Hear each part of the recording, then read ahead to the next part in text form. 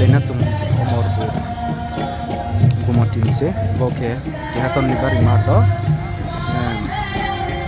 26 Januari ni Kota Pisamo Aramba Jini Yes ni Dugau Romasi ya video sumlau ke official Romasi ya kalau Kota Pisana ha Dialis Omorpur ni ke MLA Bromna Rondidas bong Kota Pisah ya armin rau no nailena video sama sempre job Kota Kong boke Omorpur Gumatin district Jotona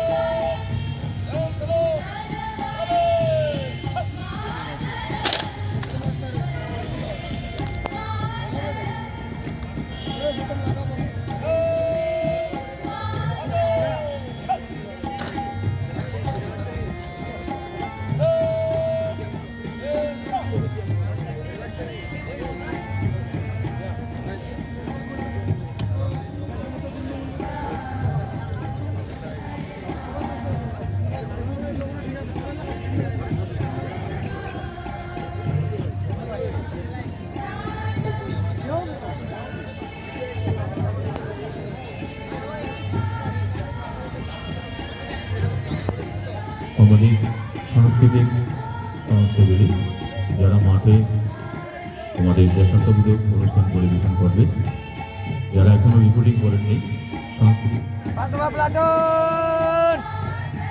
সামনে দেখ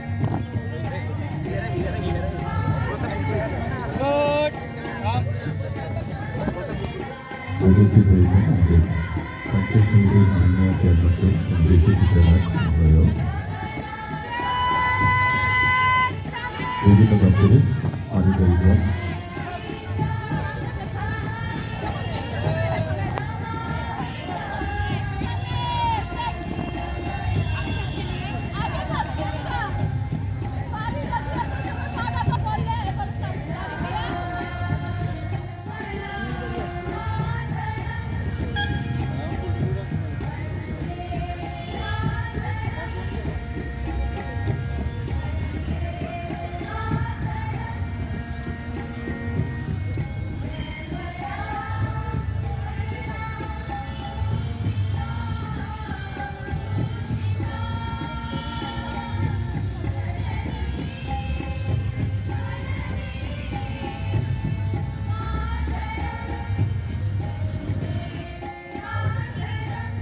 এদিকে দাদা দাদা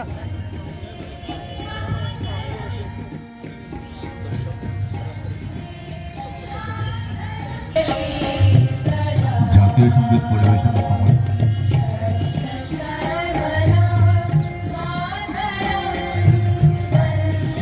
গ্যালারিতে যারা আছে সবাইকে বলা হচ্ছে দাঁড়িয়ে যাওয়ার জন্য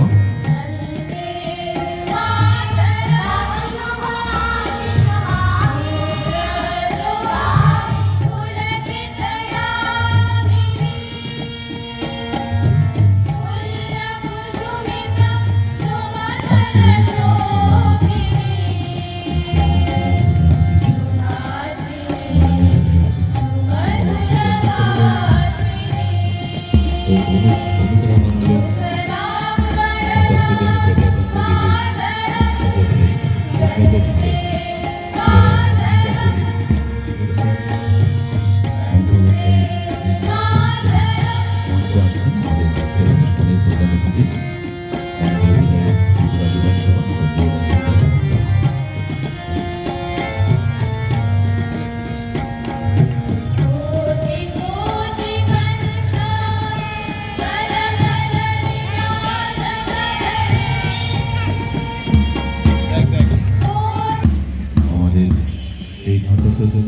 স্বাধীনতা দিবসের প্রতিযোগিতামূলক প্যারেড শুরু হওয়ায় অনুষ্ঠিত হচ্ছে। প্রথমে আছেন আমাদের parade commander sub inspector mister Sujit Sarkar. Group দিকে আছে টিএসআর পঞ্চম battalion platoon commander mister Samir Das. Tripura police assistant sub inspector mister Rajan Barua platoon commander. Group B civil defence SDM office Amarpur volunteers platoon commander mister Parthib Das. Amarpur scout unit platoon commander mister Joy Das. Amarpur boys SSC school NSS unit platoon commander mister Prosenjit Das. দক্ষিণ Amarpur town NSS unit platoon commander mister Ayan Debnath. Group C eco club Kamraghat high school platoon commander miss Aklima Akhtar. Amarpur girls SSC school NSS unit platoon commander miss Arnita Saha. Guide unit Amarpur sub division platoon commander miss Latashri Das. ব্যান্ডে আছেন TSR পঞ্চম battalion ব্রেন master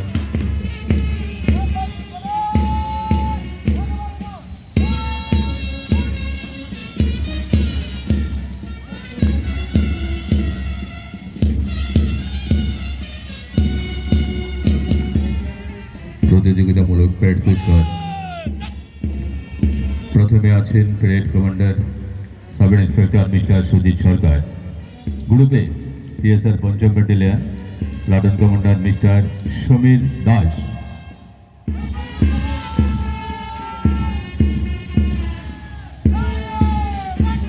Tripura police platoon commander mister Rajan Barua assistant sub inspector.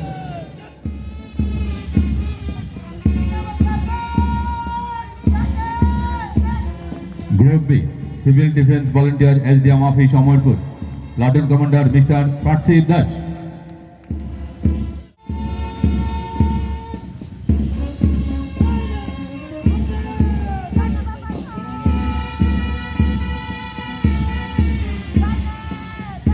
Group B Amarpur scout unit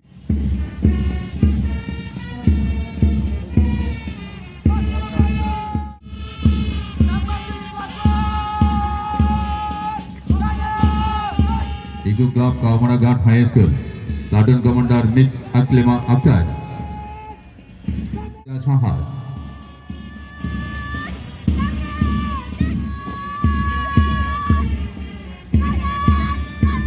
group C guide unit Amarpur sub division আমাদের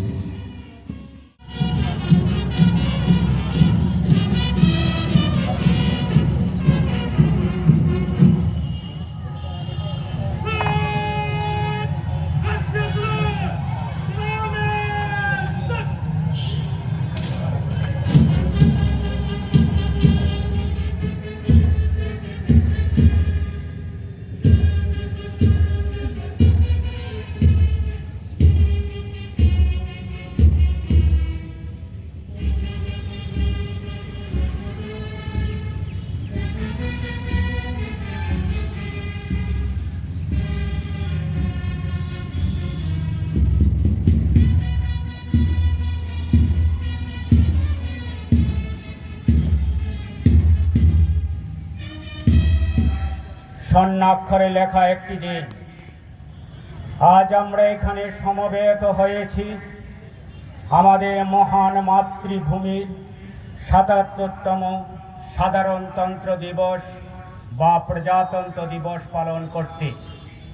প্রতি বৎসর এ দিনটি আসে, আমরা পতাকা উত্তোলন করি, জাতীয় সঙ্গীত গাই, কিন্তু আমাদের অনেকের মনে প্রশ্ন জাগে, কেন ২৬শে জানুয়ারি ১৫ই আগস্ট আমরা স্বাধীনতা পেয়েছি, তাহলে আবার এই দিনটি আলাদা করে প্রয়োজন কেন হলো? আর কেনই বা সংবিধান চালু করার জন্য বৎসরের অন্য কোনো দিনকে বেছে না নিয়ে এই ২৬শে জানুয়ারি তারিখটিকে বেছে নেওয়া হলো? ২৬শে জানুয়ারি এই দিনটির গুরুত্ব বুঝতে হলে আমাদের পিছিয়ে যেতে হবে ১৯৩০ সালে। তখন দেশ পরাধীন, ব্রিটিশদের অত্যাচার চরমে 1929 সালের স্বাধীনতা সংগ্রামীরা ইংরেজের কাছে আর কোনো নিবেদন নয়, বরং পূর্ণ স্বরাজ বা পূর্ণ স্বাধীনতার দাবি তুলে দীর্ঘ 17 বৎসর ধরে 1947 সাল পর্যন্ত এই 26শে জানুয়ারি দিনটিকে ভারতবাসী স্বাধীনতা দিবস হিসাবে পালন করে আসছিল। কিন্তু 1947 সালে যখন আমরা স্বাধীনতা পেলাম, সে দিনটি ছিল 15ই আগস্ট। ফলে 26শে জানুয়ারি এই ঐতিহাসিক গুরুত্বটি কিছুটা ম্লান হয়ে যাওয়ার আশঙ্কা তৈরি হলো। সেই 1930 সালের পূর্ণ স্বরাজ দিবসের স্মৃতিকে চিরজাগ্রত করে রাখতে আমাদের সংবিধান প্রণেতারা ঠিক করলেন, সংবিধান তৈরি হয়ে গেলেও তার কার্যকর করা হবে 26শে জানুয়ারি তারিখে, যাতে ভারতের মানুষ মনে রাখে এই দিনটিতে আমরা প্রথম স্বাধীনতার স্বপ্ন দেখেছিলাম। 1947 সালে দেশ স্বাধীন হলেও আমাদের কোনো নিজস্ব আইন ছিল না। দেশটি চালিত হতো ব্রিটিশদের তৈরি 1935 সালের এক আইনের দ্বারা।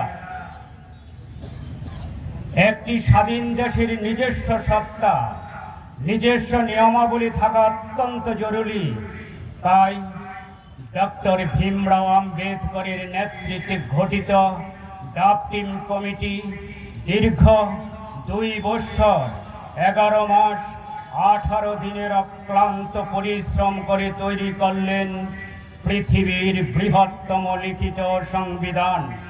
1949 সালের 26শে নভেম্বর এই সংবিধান গৃহীত হয় এবং 1950 সালের 26শে জানুয়ারির সকাল 10টা 18 মিনিটে তা আনুষ্ঠানিকভাবে কার্যকর হয়। ভারত ঘোষিত হল সার্বভৌম গণতান্ত্রিক প্রজাতন্ত্র হিসাবে। আমরা সকলেই জানি 1976 সালের 42তম সংবিধান সংশোধন করে ভারতবর্ষের প্রস্তাবনায় আর 2টি শব্দ যুক্ত করা হলো, সমাজতন্ত্র। বর্ষের সংবিধানের প্রস্তাবনা হলো ভারত সার্বভৌম সমাজতান্ত্রিক ধর্মনিরপেক্ষ গণতান্ত্রিক প্রজাতন্ত্র।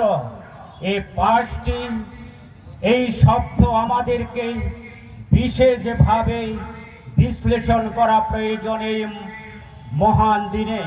কিন্তু এই সবটি বিষয়কে যদি আলোচনা করতে হয় অনেকটা সময় দরকার। তাই আমি এই 5টি শব্দের মধ্যে শুধু একটি শব্দকে এখানে সংক্ষেপে আলোচনা করার চেষ্টা করছি, তা হলো আমাদের ধর্মনিরপেক্ষতা। ভারত রাষ্ট্র ধর্মের ব্যাপারে নিরপেক্ষ থাকবে। ভারত কোনো ধর্মাবলম্বী তাদের আচার অনুষ্ঠান, খাদ্য, পোশাক, পরিচ্ছদ নিয়ে রাষ্ট্র কোনো হস্তক্ষেপ করবে না। সে তার নিজস্ব ধর্ম মতে সে নিজের ধর্ম পালন করবে, কিন্তু কোনো ধর্মকে তারা আঘাত করবে না।